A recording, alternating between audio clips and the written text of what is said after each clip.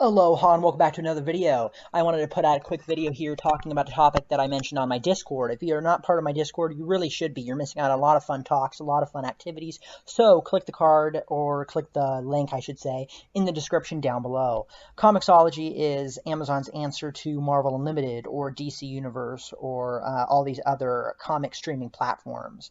And there's quite a bit of free content available on Comixology. And I wanted to go through some of it and talk about it. This is Detective Comics issue 27. This is the first appearance of Batman. I wanted to talk about this because there's a lot of good free stuff here that is a good kind of icebreakers and ways to get into the comics industry. And Western companies still aren't as adamant about giving a bunch of free content, a ton of free content to kind of really get people in, like say the Shonen Jump company. But there's definitely efforts being made, and so I want to applaud those efforts and show them off to some of you people that haven't read many comics at all or are trying to get back into them and aren't aware of how much good free stuff is available on Comixology. Because you hear that there's hundreds and hundreds of free issues available, and you hear that and you go, oh yeah, it's probably crap. And yeah, there's a lot of crap, but there's a lot of good stuff as well, and I want to highlight some of this. Some of that good content, and I haven't read all of it, but some of it that I haven't read I'll tell you guys, but I'm showing it off for a reason. I have a reason to, and why I'm showing off this, I've read this, and it's a lot of fun. Seeing Golden Age heroes that are modern icons such as Batman, it's really cool to see the origins and go back and see how they were literally 80 something years ago. I mean, it's crazy how long Batman, Superman, Wonder Woman, all these characters have been around. And the Batman here, what's interesting is he's very different than he is in his modern setting, so to speak.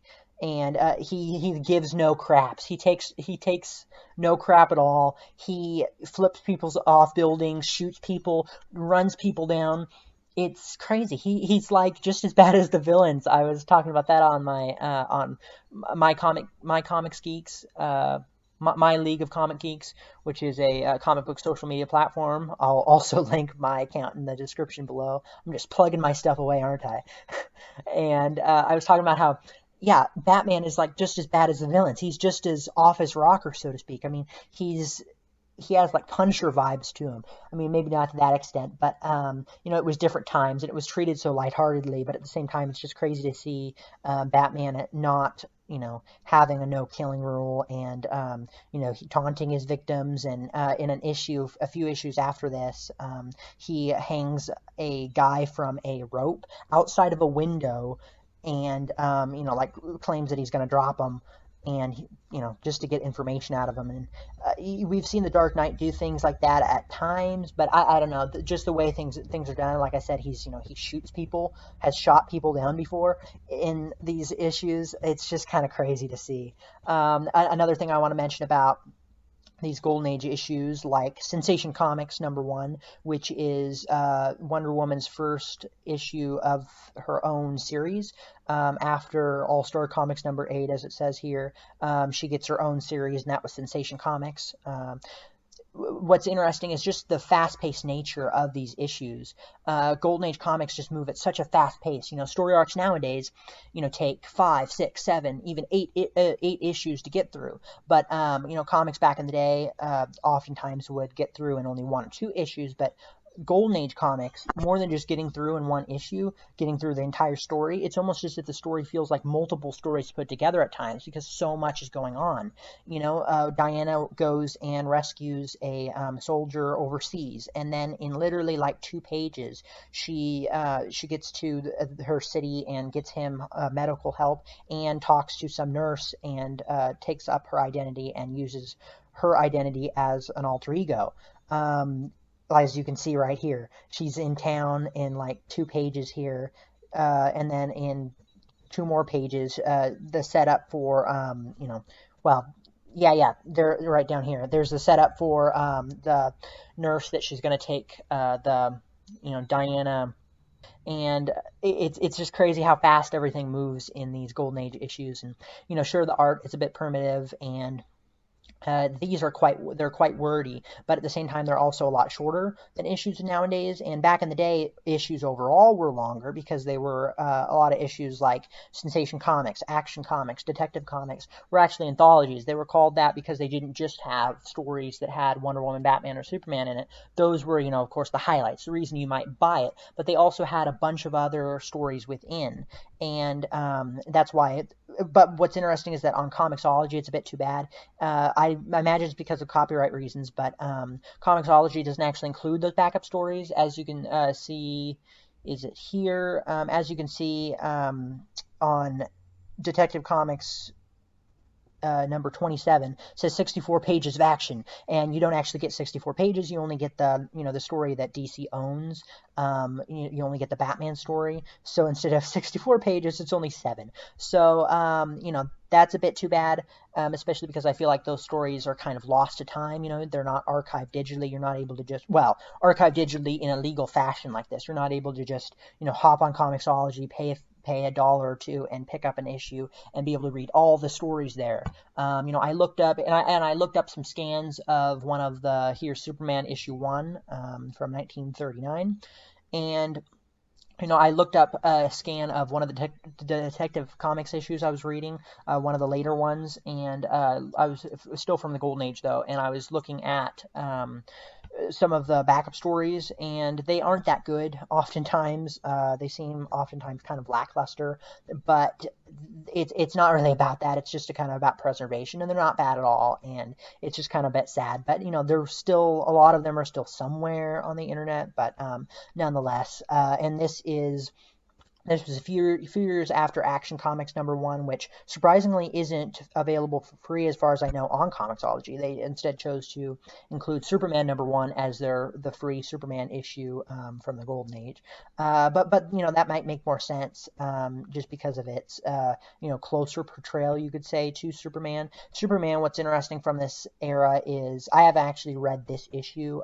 I've seen some stuff on it, and I read Action Comics #1, and these two are similar in a lot of ways. But anyways, overall though, Superman from this era is crazy because he also, like Batman, takes nothing. He doesn't take any crap from people. He's violent and throws people, picks people up.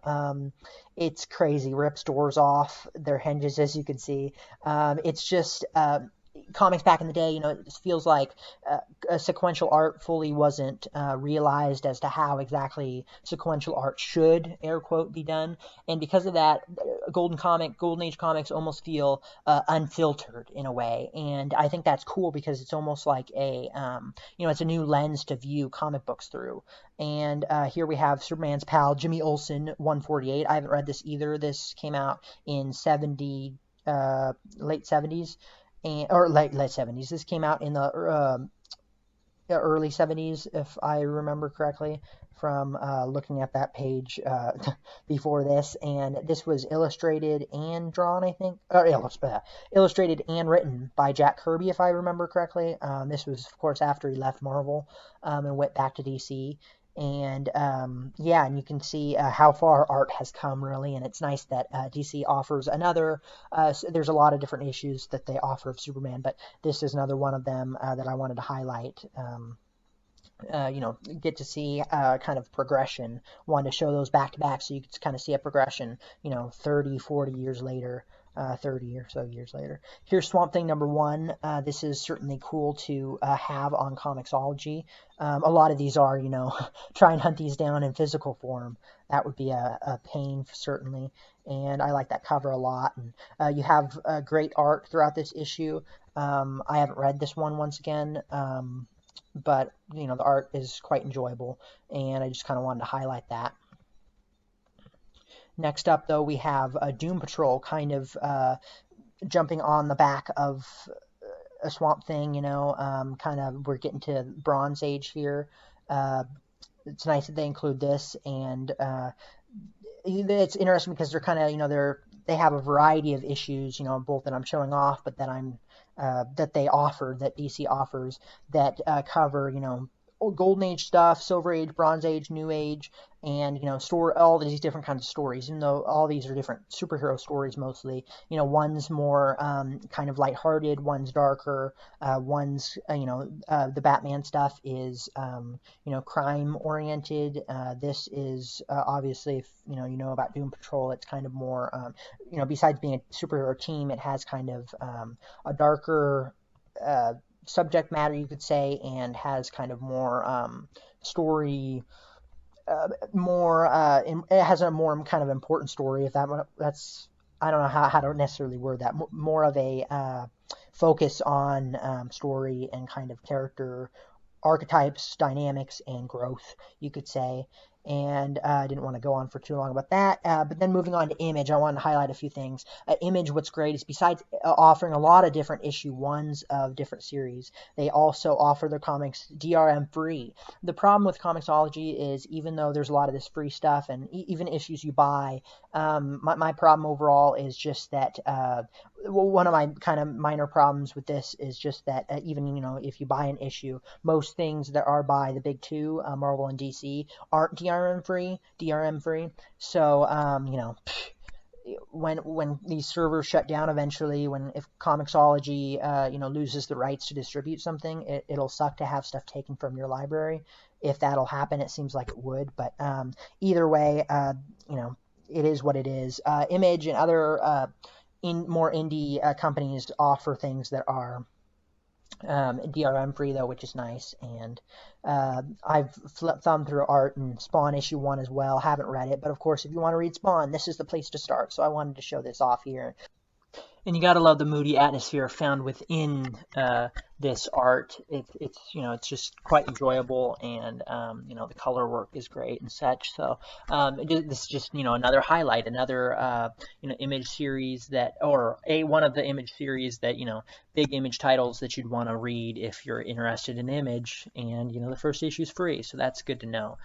Savage Dragon, kind of a I don't want to say forgotten. It's still running, which I thought was interesting. I didn't actually know that there were still issues coming out for it. 1993, one of Image's first, series, big series, and superhero-based cop that has basically a freak accident and becomes this. And has to take crime into his own hands, as far as I know. And that's about as far as I know. I haven't read this yet, but another one I just wanted to basically highlight and flip through a bit of art here. The art's cool. It's interesting. It's a bit kind of subdued color-wise, I guess you could say, but it has a lot of that kind of muscular look that some of the big, Rob Liefeld and people from Image are known for. I don't exactly know who illustrated this, but then we have The Walking Dead. I've been talking a lot about The Walking Dead. Just like with Spawn, of course, it's one of those series that you're gonna read if you're gonna get into Image. This is what you're gonna read. So issue 1's available for free, and that's great. This is how I first read The Walking Dead and made sure that I liked it before hopping in and buying the deluxe issues. So if you want to hop in and buy the deluxe issues, a little preview in the back there that's pretty mature. Only saw that for half a second though. It's kind of annoying that these issues, when you restart an issue, reading it, it will take you to wherever you left off. So if you left off the last page, it'll leave you there. And black and white, and the art is a little simplistic and kind of crude. I'm not huge on the art, but the story is of course fantastic. And if you want to hop on and try out The Walking Dead, now's the time to hop on, as I talked about before in the pulls and pickups. Check out some of my videos, or some of the pulls and pickups where I feature The Walking Dead. I'll click the card in the top right, and I'll show you the video there. And because I'm picking up the deluxe issues, and the deluxe issues, if you don't know, are the Walking Dead series recolorized. It ended not very long ago, and now they're going through every single issue, recoloring it, adding bonus like commentaries and things towards the back that tell you about the development and things of that nature. and it's great to see the series in color and to pick those up in single issue form, with those nice cardstock covers and things. So if you're interested in doing any of that, if you're interested in hopping on, now's a pretty good time to do it. And like I said, issue 1's free here, and after that, if you actually subscribe to Comixology, you can get a 30-day free trial, cancel it, and pay nothing, and be able to read as much Walking Dead as you can handle. Because as far as I know, all of, if not like a majority, of The Walking Dead, or a majority, if not all of, I should say, of The Walking Dead is available through Comixology Unlimited, which is their subscription service. And after a month, it's only like $6 I think it is. So yeah, hopping over to a different kind of thing here, IDW, we got G.I. Joe Classics #1, which is the first issue of G.I. Joe. Anyway, so yeah, this is the first issue, the one that started it all. G.I. Joe, it's crazy how big the brand actually got for what it was, but yeah, this is the original debut of the series, and yeah, there you go. I haven't read through this either. Just wanted to basically highlight this. There's actually quite a number of GI Joe things, different series and such, that you can pick up or try for free, I should say, through Comixology. So if you're interested in that, there's that. Looks pretty wacky and like something that definitely worth checking out. Marvel, I want to hop over real quick and kind of cover. I was thinking, oh, I didn't cover a lot of Marvel stuff, and that's because there's not actually a lot of Marvel stuff for free that I'm interested in on Comixology that's super interesting. There's stuff, certainly some stuff maybe that I should have highlighted, but instead what I'll do is I'll show you where a lot of the stuff is that you should check out. What's interesting is even though these are free through Marvel, through Marvel.com, they're not free on Comixology, which is odd. Most of these, so or a lot of these that I looked at. So out of the ones that I'll just scroll through here real quick and show you, a lot of Spider-Man, X-Men, of course, the Dark Phoenix saga, of course, which is great. I don't know if it's not the whole saga, I don't think, but you can get started on that, and classic Giant Size X-Men and stuff like that. A lot of issue 1s of series that are currently going still. As you saw, there was Black Panther. That's still going, right? I think that's ending soon. But then there was, what is it? There was Spider-Man up there, and Venom, Immortal Hulk, X-Men. All these are still going. So yeah, I am going to highlight a few things of those that I've read there that we just scrolled through. And sorry about that, somebody outside here. Giant Sized X-Men, man, what an amazing issue. This is, yeah, this is like 5-star issue. One of the only issues that I think I'd give that rating. Of course, nothing's perfect, but you gotta, saying that nothing can be 5 stars kind of limits the rating. It doesn't necessarily mean perfect, but close to it, so to speak. And this issue is close to it. You get to see the origins. This is actually whatever, issue 90 something of the X-Men series, like 93 or something. But the main reason that this would be a great place if you want to hop into X-Men is because it's the first appearances of a lot of the cast that we all know from the X-Men movies and things. The old cast, kind of faded away in the background, was kind of slowly written off, and these new guys took the forefront. Who are these new guys? Well, the guys that we all know and love. Your Wolverine, Storm, Nightcrawler, Colossus. You get to see their origins, and it's actually quite a long issue. That's why it's giant-sized X-Men, like 80 pages or something, all for free here, which is great. And yeah, it explains the origins of all these characters and eventually how they all come together and have to fight, or have to rescue the X-Men, the old X-Men, from Krakoa, a sentient island. And it's quite great. Let me skip forward a bit here. Super colorful and everything. All these Marvel Unlimited, what's nice is Marvel as a whole does a good job at recolorations. Storm, as you can see there, or before, and some of the other X-Men characters, and it's just a lot of fun. I could go on and on, but I won't. I'll move on to Immortal Hulk. Immortal Hulk #1. I don't want to choke on my words there, is actually still going. It's on like issue 50 something, right? Or no, it's like late 40s, I think, like 48 or 49. I've heard that it's going to be ending soon. So I don't know if now is really a good time to hop on, but read issue one, right? Pick up some trades of it, try it out. I certainly liked issue one. I haven't read further than that. What's interesting is that it kind of goes back to more of the roots of the Hulk. The original Hulk series from the early 60s had elements of horror and elements of elements of horror and monster movies and things. And this takes that idea and kind of ramps it up a notch. It injects the Hulk that we all know with kind of that same energy of horror and kind of that love letter to the genre, and amps it up quite a bit. And the comic doesn't really play like a superhero comic at all, at least in this first issue, and really feels like just like a flat out horror indie book of some kind. Bruce Banner fears becoming the Hulk, so much so that he does things and acts in ways that us as a reader don't think that the Hulk should act, and it just was really crazy, subverted my expectations. It was a lot of fun. It wasn't perfect. I don't think the art is that good or really that good at all. It's okay.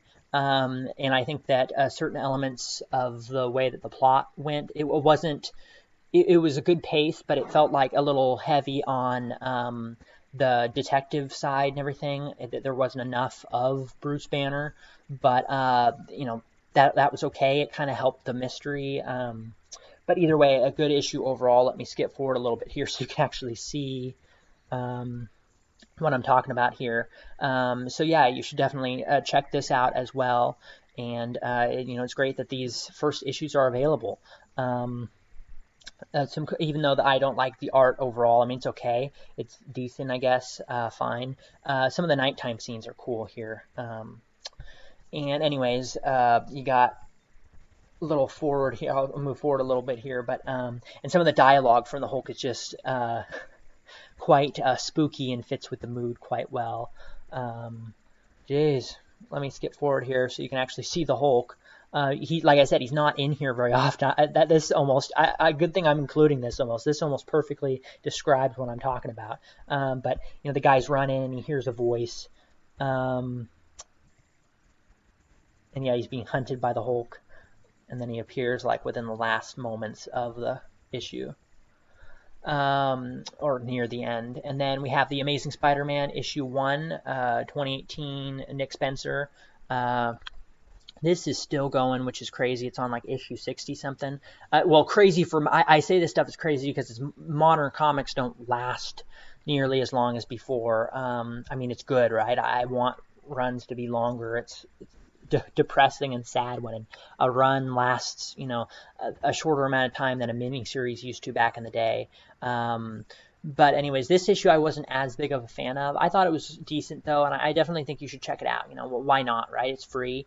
And both Comixology and Marvel, they're free issues. You both have to sign up to read them, if I remember correctly. But they're pretty simple to sign up. Comixology, even, you're able to sign up straight through your Amazon account. So that's nice. I like the art better here. It's not great or anything, but I like it for sure. Mostly the color work, as you can see, is quite good. I like seeing that and kind of the dynamic shading and such. The reason why I'm not crazy about it overall, the writing was very fast paced and quippy, and that's okay to an extent, but it was a little much for me. I don't really know how else to describe it than that. But on top of that, the plot itself and kind of the whole sequence of how the comic goes about, as you're seeing here, it flashes back, flashes forward, jumps between multiple sides of what's going on, and so much is going on, and so much yet so little is going on. It's trying to catch you back up to speed as to what's been going on with Spider-Man, and kind of set the seedlings and set the groundwork for what Nick Spencer wants to talk about and kind of come to fruition later throughout the series. It's introducing new characters, and it seems like it's not written in a good enough way to kind of juggle all that. It kind of drops some. It's spinning too many plates at once, and some of them are starting to fall off and crack. It doesn't totally land flat or anything, but I just don't know if it really juggles all the different plates at once. And as you can see, like it flashes back to some fight that Spider-Man was in, and he's talking about his abilities, and you see different characters, that aren't illustrated that well from the Marvel universe and such, and his relationships with them, and then talking about some kind of self-esteem stuff, and then later on, I think that relates back to some plot element about how someone, I forget who was it. Was it the Kingpin? I forget. I haven't read this. I read this like 2 months ago.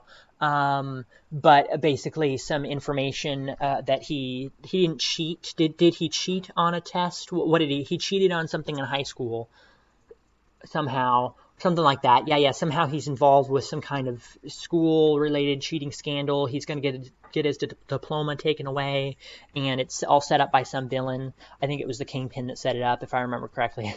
And it's all a little much, but it's not bad at all. And like I said, you should check it out. It's not really, I don't know if this is really supposed to be a full review, but I wanted to highlight some Marvel stuff as well. And there's quite a bit available, as you saw as I was scrolling through. Venom #1, which is still going, and quite a bit of stuff. So. Thank you for watching this video. This is just kind of an impromptu thing. I wanted to actually have this be a live stream, but because of my internet speed and things of that nature, it just didn't seem to work out. I've been wanting to film. I wanted to just stream stuff through my phone and film stuff.